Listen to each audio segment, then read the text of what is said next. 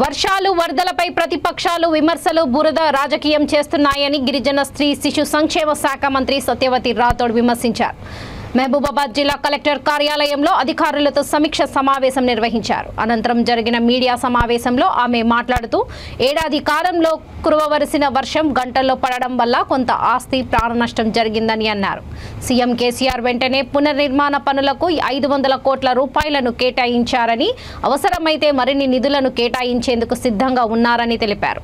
అంతకుముందు ఆర్టీసీ సిబ్బందిని ప్రభుత్వ ఉద్యోగులుగా గుర్తించాడని హర్షిస్తూ ఆర్టీసీ బస్ డిపోలో కేసీఆర్ చిత్రపటానికి పాలాభిషేకం చేశారు. జిల్లాకు హార్టికల్చర్ డిగ్రీ కళాశాలను మంజూరు చేసినందుకు జిల్లా ప్రజల తరపున ముఖ్యమంత్రికి కృతజ్ఞతలు తెలిపారు. ఈ సమావేశంలో జెడ్పీ చైర్పర్సన్ బిందు, ఎమ్మెల్యే శంకర్ నాయక్, ఎమ్మెల్సీ రవీందర్ రావు పాల్గొన్నారు.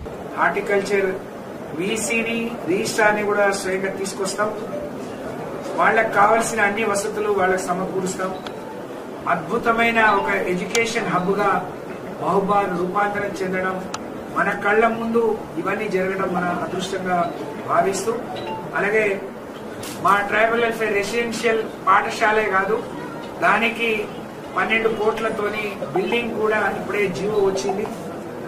దానికి గాను ముఖ్యమంత్రి గారికి ప్రత్యేకమైన ధన్యవాదాలు తెలియజేస్తూ, ప్రజల అవసరాలు, ఈ ప్రాంత అభివృద్ధికి ఎవరు పనిచేస్తున్నారు, లేకపోతే కేవలం ప్రతిపక్షంలో ఉన్నాం కాబట్టి రాజకీయ విమర్శలు చేయాలి కాబట్టి మరి ప్రజలు గమనించాలని ఈ మీడియా సమావేశం ద్వారా మా మీడియా సోదరులను కూడా ప్రజలకు సరైన రీతిలో ఈ సమాచారాన్ని తీసుకెళ్లే విధంగా మీరు కృషి చేయాలని, సహకరించాలని నేను విజ్ఞప్తి చేస్తాను.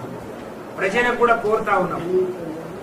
9 ఏళ్ల ముందు ఉన్న మానుకోట ఏంది, ఈ రోజు ఉన్న మానుకోట ఏంది, ఏ విధంగా దినదిన అభివృద్ధి చెందుతుందో చూస్తున్నారు.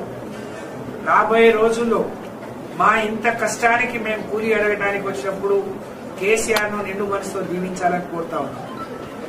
చాలా రాజకీయ పార్టీలు అవకాశవాదం కోసం ప్రతిపక్షంలో ఉన్నాం కాబట్టి విమర్శలు చేస్తా ఉన్నారు. కొంతమంది బురద రాజకీయాలు చేస్తా ఉన్నారు.